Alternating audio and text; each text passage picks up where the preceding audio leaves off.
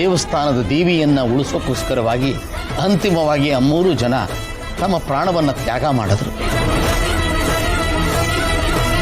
ಪಾಪ ತಾತ, ಅಂದ್ರೆ ಅವ್ರು 3 ಜನನು ಸತ್ತೋಗ್ಬಿಟ್ರ?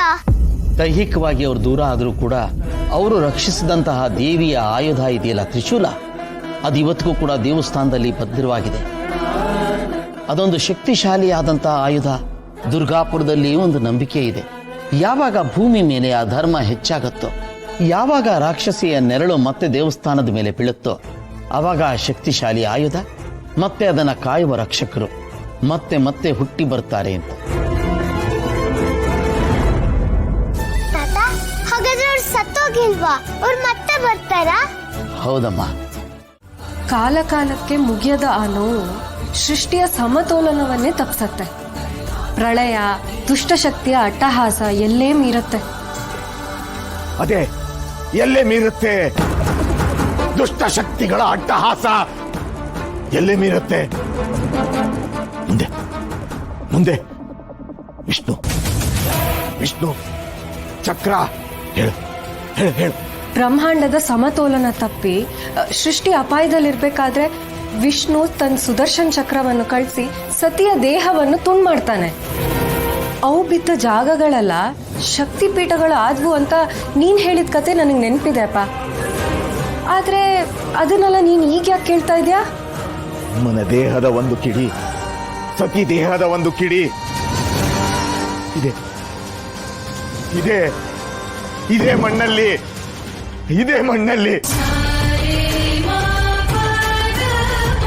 ಅಮ್ಮ ಜಗನ್ಮಾತೆ, ಶಕ್ತಿಪೀಠ,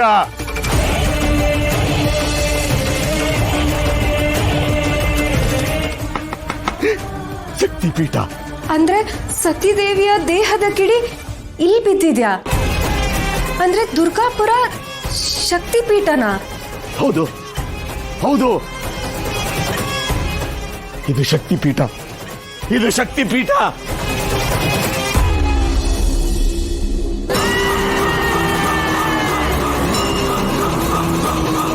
ಅದು ಬರೀ ವಿಗ್ರಹ ಅಲ್ಲ, ಬರೀ ವಿಗ್ರಹ ಅಲ್ಲ, ದೇವಿಯ ಅಂಶ, ದೇವಿಯ ಅಂಶದ ಶಕ್ತಿ.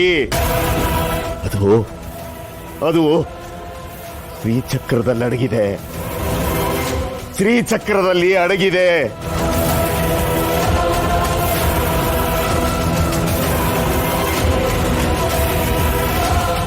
ಸಾವಿರ ವರ್ಷಕ್ಕೊಮ್ಮೆ ಪರೀಕ್ಷೆ,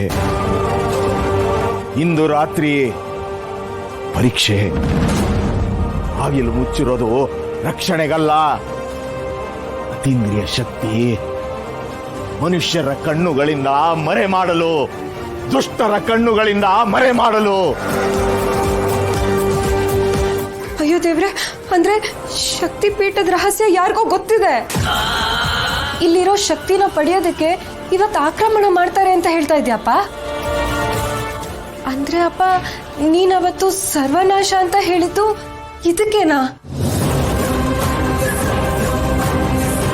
ಹಾಗಾದ್ರೆ ಮಾಳ್ವಿಕಾನು ಇಲ್ಲಿಗೆ ಬಂದಿದ್ದು ಇದಕ್ಕೇನಪ್ಪ? ಅಪ್ಪ, ಮುಂದೇನಪ್ಪ? ಶಕ್ತಿ, ಶ್ರೀಚಕ್ರ, ಶ್ರೀಚಕ್ರ ಸಿಕ್ಕರೆ ಸರ್ವನಾಶ, ಪ್ರಳಯದ ಆರಂಭ. ನನ್ನ ತಪ್ಪು, ನನ್ನ ತಪ್ಪು, ನನ್ನದೇ ತಪ್ಪು.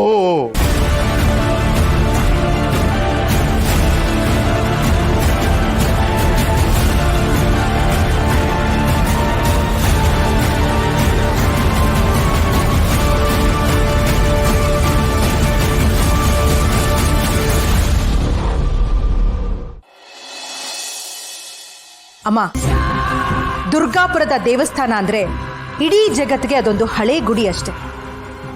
ಆದರೆ ಇದೊಂದು ಮಹಾನ್ ಶಕ್ತಿಪೀಠ ಅನ್ನೋ ರಹಸ್ಯ ಬಹಳ ಕಡಿಮೆ ಜನರಿಗೆ ಮಾತ್ರ ಗೊತ್ತು.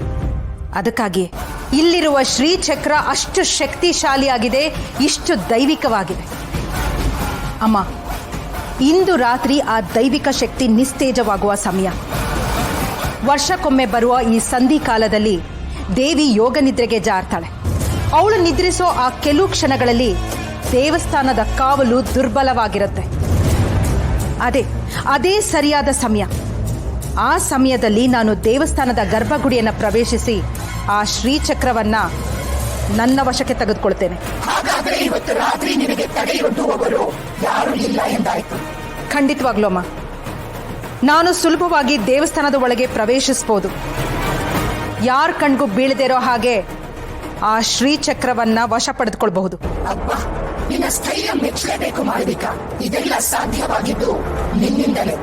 ಹಾಗೆ ತಿಳಿದೇನೋ ನಮಗ್ ಸಹಾಯ ಮಾಡಿರೋ ಶಂಭುಯಿಂದನೂ ಕೂಡ. ಹೌದಮ್ಮ, ಶಂಭು ಇಲ್ಲದೆ ಹೋಗಿದ್ದಿದ್ರೆ, ಅವನು ಗ್ರಂಥಗಳನ್ನ ಓದೋದನ್ನ ನಾನು ಕೇಳಿಸ್ಕೊಳ್ಳದೆ ಹೋಗಿದ್ದಿದ್ರೆ ನನಗಿದ್ಯಾವುದು ತಿಳಿತಾನೇ ಇರಲಿಲ್ಲ. ಶಂಭು ದೇವಿಯನ್ನ ರಕ್ಷಿಸೋದಕ್ಕೆ ಉಪಾಯ ಮಾಡ್ತಾ ಇದ್ರೆ, ಅವನು ಕೊಟ್ಟ ಮಾಹಿತಿಯಿಂದ ದೇವಿಯನ್ನ ಲೂಟಿ ಮಾಡೋದಕ್ಕೆ ನಾನು ಸಿದ್ಧವಾಗಿದ್ದೀನಿ. ಪಾಪ ಶಂಭು ತನಗರಿವಿಲ್ಲದೇನೆ ಈ ಸಾಮ್ರಾಜ್ಯದ ಬಾಗ್ಲನ್ನ ತೆರೆದುಕೊಟ್ಟಿದ್ದಾನೆ.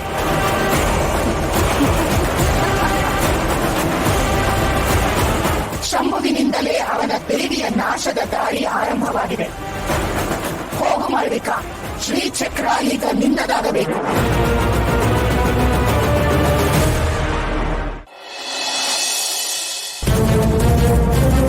ನನ್ನ ತಪ್ಪು, ನನ್ನಿಂದಲೇ ತಪ್ಪು,